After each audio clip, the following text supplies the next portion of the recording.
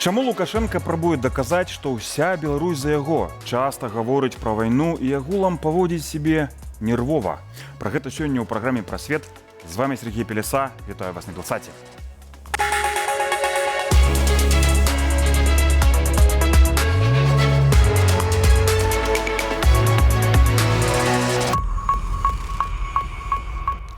А са мной у студыі мой госць, суразмоўца Міхал Патоцкі, польскі журналіст, рэдактар выдання «Дзеннік Газета Праўна», які цікавіцца Беларусю і піша пра нашы праблемы. Прывітанне, Міхал. Добрый день. Міхаля, першае пытанне. Як сітуацыя ў Беларусі бачыцца з польскай перспектывы? І ці нагул ты бачыш нейкую надзею на паляпшэнне гэтай сітуацыі? З польскай перспектывы, асабліва пасля 22 году, Беларусь з'яўляецца ўжо фактарам палітыкі па расійскай палітыкі. Пасля таго, як Лукашенко стаўся суагрэсарам супраць Украіны, Беларусь ўжо гэта фактар расійскай палітыкі. Але, тым не менш, асабліва новыя ўлады пасля 23 года, новыя польскія ўлады, вельмі часта казалі, што нават у беларускага рэжыму ёсць магчымасць, нават калі не наладзіць, то неяк нармалізаваць зносіны з Польшчай, але да таго трэба зрабіць канкрэтныя крокі. Гэта, па-першае, спыненне міграцыйнага крызісу на нашай мяжы, і, па-другае, гуманітарны комплекс, перадусім, які сімвалізуе лёс Анджэя Пачобута. І яшчэ, наколькі я памятаю, гэта перадача асобы, якая атакавала польскага жаўнера, забіла польскага жаўнера на мяжы. Міхаля... Гэта таксама звязана з міграцыйным крызісам на мяжы, канешне. Там ёсць і іншыя ўмовы, але дзве галоўныя гэта... Анджэй Пачобут працягвае сидзець у турме, а мігранты нелегальныя працягваюць атакаваць польскую мяжу. Гэта не змянілася. Мігранты ідуць, хаця іх менш, ніж было некалькі месяцаў таму. З таго, што кажуць нашыя ўлады, у тым ліку з табору прэзідэнта Анджэя Дуды, гэта часткова звязана з візітам Анджэя Дуды ў Кітаі, калі ён папрасіў падтрымку ў Пекіне, кажучы пра тое, што праз Беларусь ідзе вельмі важны шлях гандлёвы паміж Кітаем і еўразвязам, і ён можа зачыніцца папросту, калі будзе нейкая эскалацыя на беларуска-польскай мяжы. Так, Міхаля, дзякуй за цудоўную беларускую мову. Мы зараз працягнем нашу размову, але перад тым прапаную паглядзець сюжэт пра тое, чым цяпер Лукашенко займаецца. Вайна ўсё бліжэй да Лукашэнкі. Падаецца, у Беларусі працягваецца звычайнае жыццё і нібыта нічога надзвычайнага не адбываецца. Зразумела, ва ўмовах дыктатуры усе невыгодныя рэжыму навіны амаль недасяжныя. Аднак, калі глыбей аналізаваць тое, што гучыць афіцыйна з вуснаў самога Лукашэнкі, то адчуваюцца неспакойныя акцэнты. Уласна, пра іх наступны сюжэт. Доброго утра, прошу вас.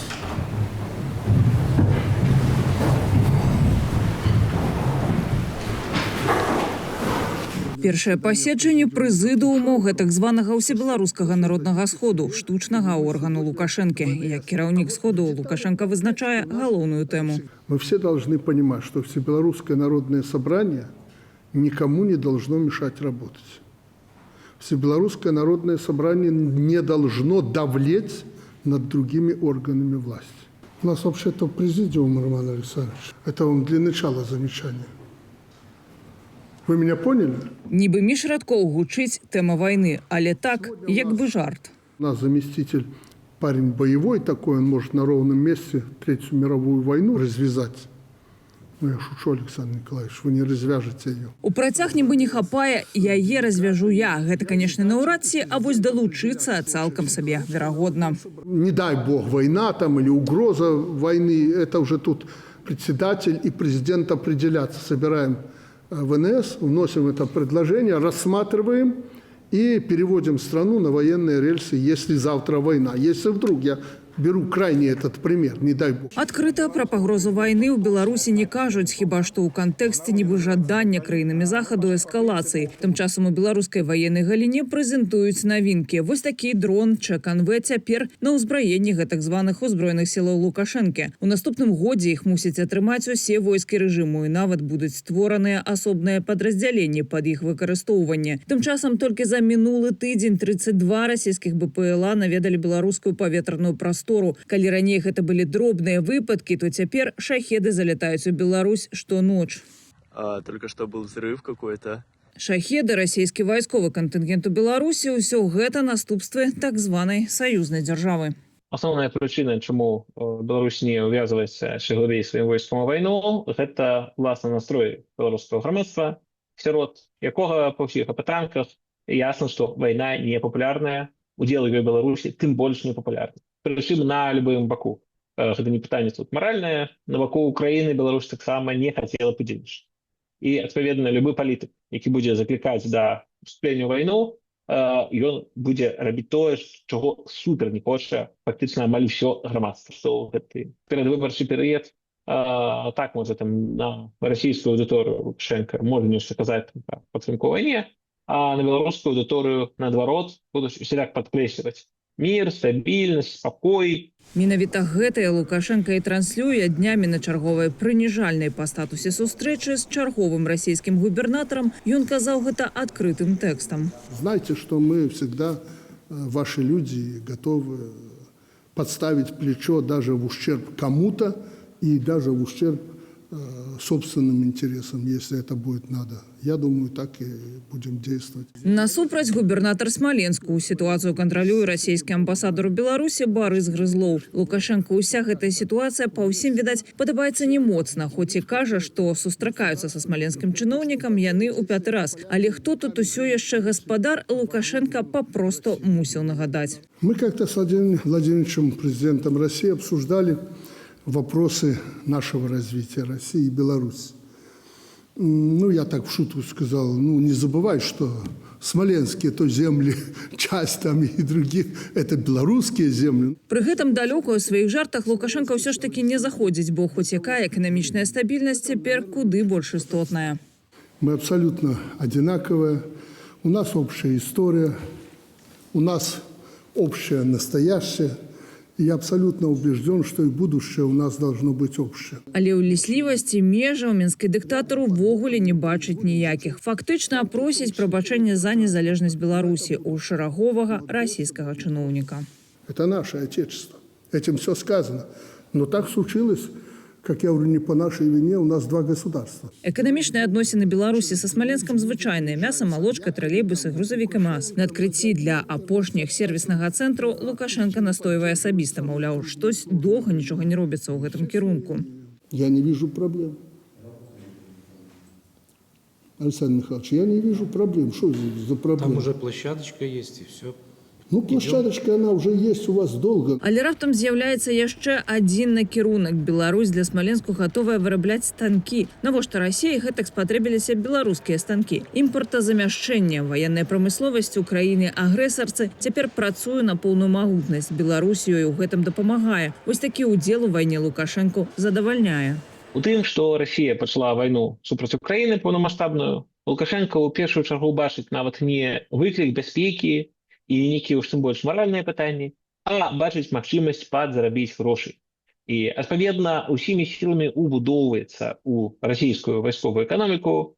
Мы ўжо бачылі паведамленні, як там тыя фабрыкі, якія рабілі лыжы, цяпер гатовыя рабіць, значыць, скрыні для снарядаў. Маецца на ўвазе беларуская фабрыка Телеханы, якая цяпер такім чынам працуе на расійскую ваенную прамысловасць. Тым часам на прадпрыемстве Славянка і Красны пішавік нібы прыйшлі лісты ад беларускага чырвонага крыжа з просьбаю пра гуманітарную дапамогу праз магчымасць масавых атак. У арганізацыі, вядома, кажуць, лухта. Нібы мэйл, з якога прыйшлі лісты, беларускаму чырвонаму крыжу не належаць. Магчыма, сапраўды так, але ў дадзеным выпадку варта разумець, пра штоночныя расійскія дроны ў беларускай прасторы афіцыйна таксама ніхто не гаворыць. Михаля, як бы ты ацэніў уплыў вайны на рэжым Лукашэнкі і на ягоную палітыку? Дроны лётаюць расійскія над Беларусю, рэжым Лукашэнкі ці Беларусь фармальна гэта суагрэсар у вайне для міжнароднага грамадства, аднак Беларусь у вайне прост не ўдзельнічае. Не ўпрост не, але згодна з міжнародным правам яна з'яўляецца агрэсарам з першага дня уварвання ва ўкраіну. Канешне, гэта ўсё адбываецца на фоне канфлікта Расіі і Захада. І тут Беларусь з'яўляецца таксама часткай гэтага геапалітычнага рускага міру, расійскага свету. Праўда, цяпер Лукашенко стараецца ўжо падрыхтавацца да новага свету пасля 20 студзеня, калі прэзідэнтам ЗША стане Дональд Трамп. І А як ён рыхтуецца? А як ён рыхтуецца, на твою думку, да таго, што прэзідэнтам ужо фармальна стане Дональд Трамп? Ён памятае, што з пункту гледжання яго знешняй палітыкі найлепшы момент гэта быў 15-20 год, калі ён змог паказацца як чалавек, які дапамагае усталяваць нейкія мірныя зносіны Расіі і Украіны. Тое, што у Беларусі сустрэліся цяпер прадстаўнікі Расіі і Украіны па правам чалавека, які афіцыйна размаўлялі толькі пра абмен ваеннапленнымі, гэта сведчыць пра тое, што ён працуе, каб вярнуцца ў на гэту дарогу да мірных перамоваў. Гэта не значыць, што Расія ці Украіна 100% паходзіцца, каб гэта была Беларусь гэтай плашчадкай.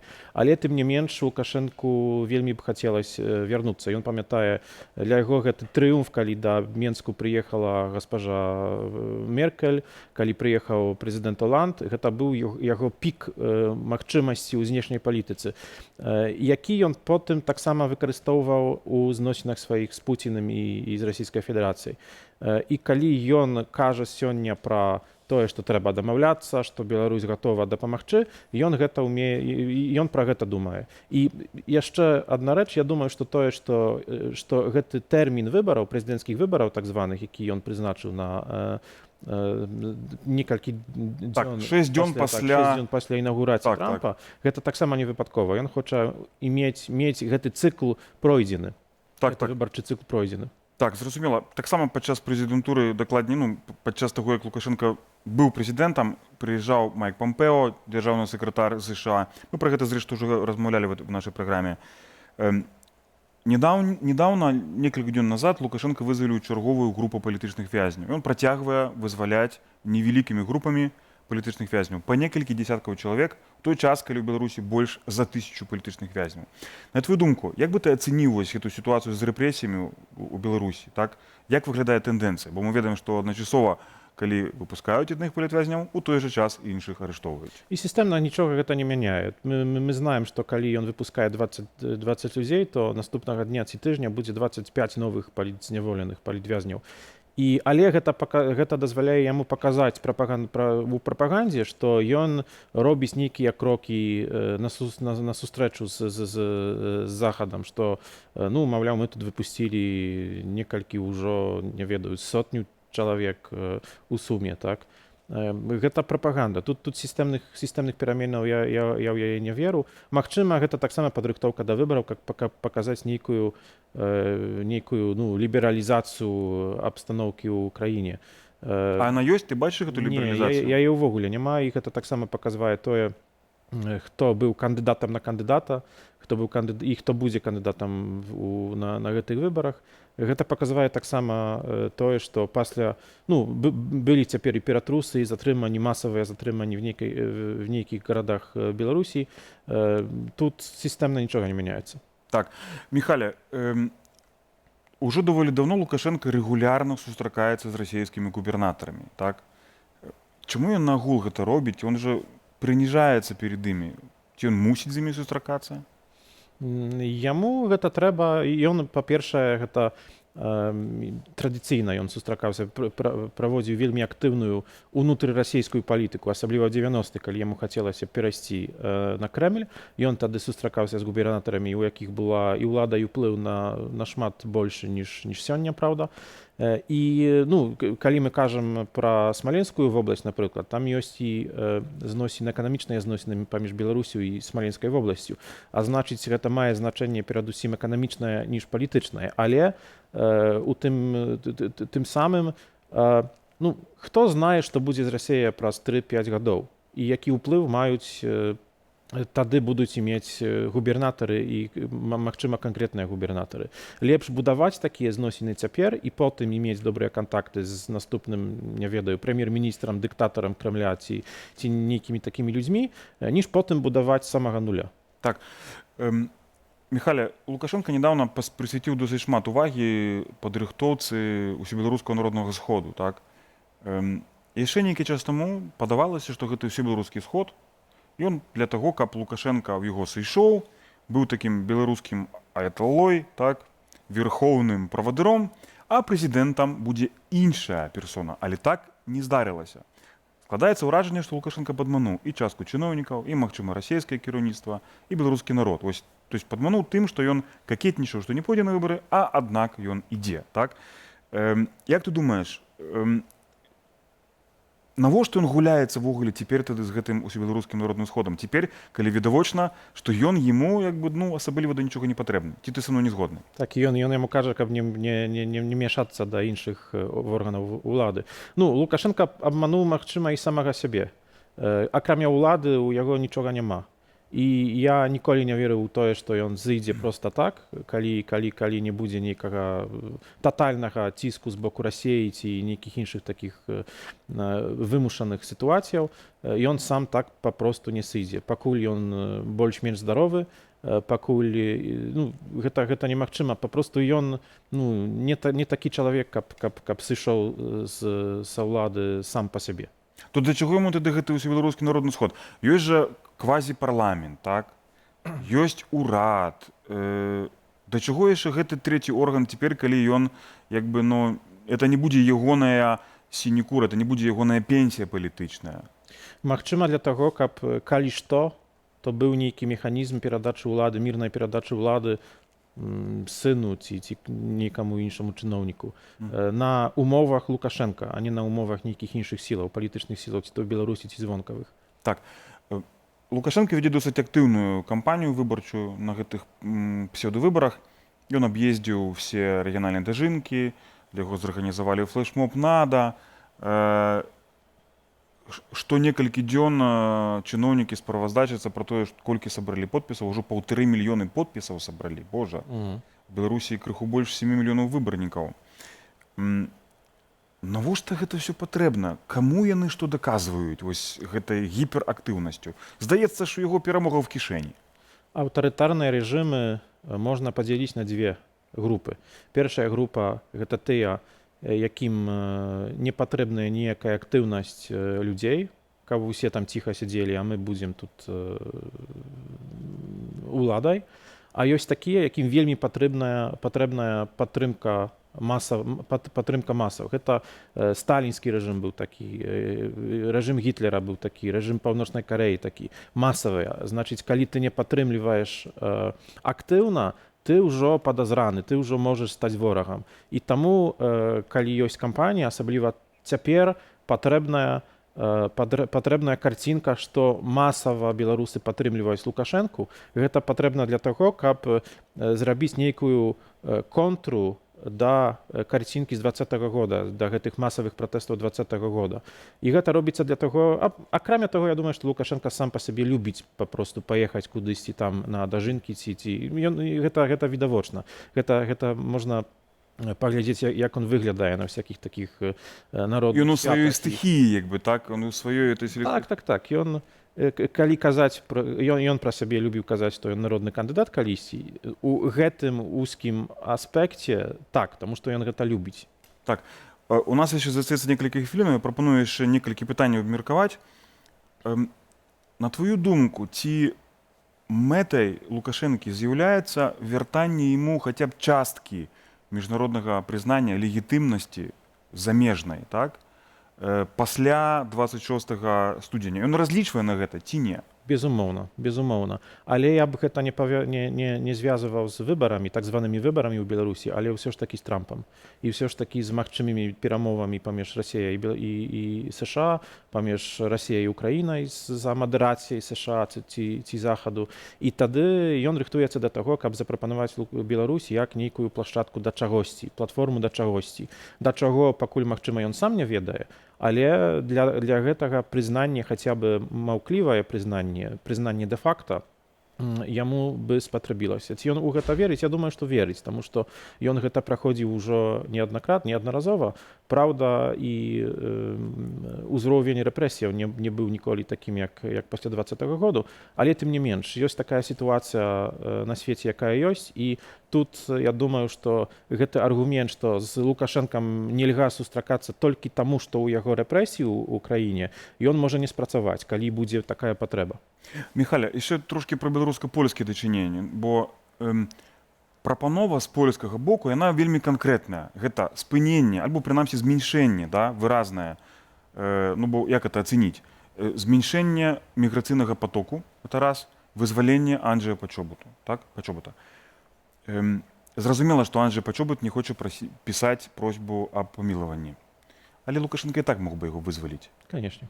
Чаму ён на гэта не ідзе цяпер, на вызваленне Анджэя Пачобута, на зменшэнне вот этого руху мігрантаў, і якія павінны скласціся умовы, каб гэты падыход змяніўся, да, і ён паспрабаваў выйсці з гэтай ізаляцыі, прынамсі ў дачыненні з Польшай. Напрыклад, зноў жа, пасля выбару 26 студзеня, пасля таго, як Трамп займе пасаду ўжо афіцыйна ў Белым доме, а таксама магчыма пасля таго, як пачнецца працэс перамір'я, скажем так, па сітуацыі ва ўкраіне. Можа быць, тады сітуацыя, як бы напружанне спадзе міжнароднай в рэгіёне, і ён вырашыцца на тое, так, каб наладзіць дачыненні і з Польшай. Як ты гэта бачыш? Гэта таксама вельмі магчыма. Гэта адзін з магчымых варыянтаў, але я думаю, што пра гэта і Лукашенка, ні нашыя ўлады, ні польскія ўлады, ні нават, магчыма, і Пуцін не ведае, таму што вельмі шмат залежыць ад Трампа, ад яго паводзінаў, а тое, што зрабіць Трамп, я думаю, што і Трамп можа пакуль не ведаць. Гэта па-першае, па-другое, мне падаецца, што Беларусь, магчыма, паказвае Польшчы, што мы ўжо зрабілі першы крок на сустрэчу. Калі ўсё ж такі гэты ціск на мяжы, ён зменшыўся пасля візіту Дуды ў Пекіне. Ён на некалькі адсоткаў зменшыўся. Праўда, нашыя ўлады кажуць, што гэта праз тое, што мы пабудавалі там больш такі нармальны мур на мяжы з Беларусі, але ўсё ж такі Менск можа казаць пра тое, што мы ўжо першы крок зрабілі, цяпер пара на вас. І пра гэта казалі, дарэчы, таксама і, напрыклад, Васкрасенскі, які выкарыстоўваецца рэжымам для нейкіх месаджаў сторону у бок захаду. Магчыма, гэта так. Магчыма, што проста і Варшава, і Менск чакаюць, што другая сторона, другі бок зробіць нейкі першы крок. Добра, будзем назіраць, хто з бакоў зробіць гэты першы крок, але мне здаецца, што выразна мячык знаходзіцца аднак на баку рэжыма Лукашэнкі. І я з тым згоден. Так, Михайле, дзякую табе за твой каментар, за твоё інтэрв'ю. Нагадаю, што мы госці быў Міхал Патоцкі, рэдактар дзённіка газеты «Праўны», аўтар, польскі журналіст, які цудоўна гаворыць на беларускай мове. Дзякуй за запрашэнне.